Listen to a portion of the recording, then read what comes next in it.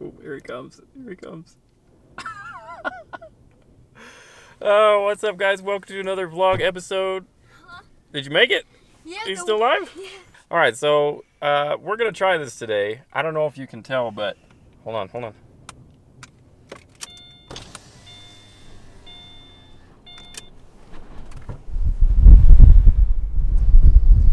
It's a little windy outside.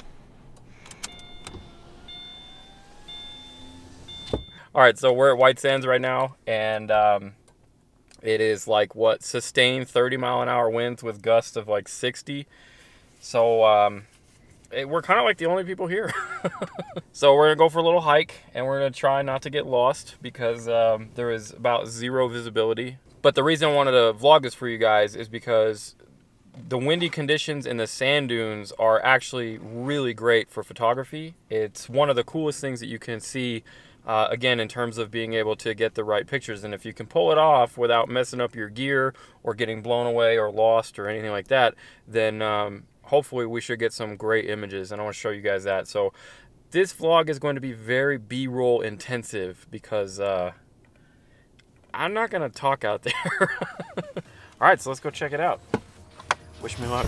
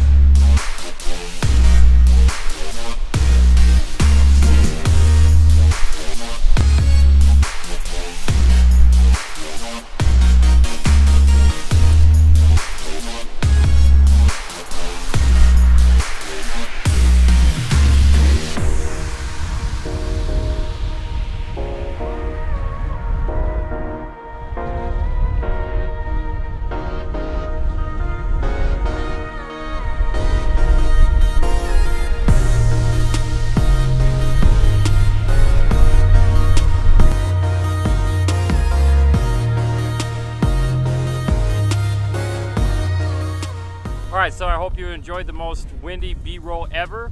The wind has finally died down to about a normal 20 miles per hour, which is pretty standard for New Mexico springtime.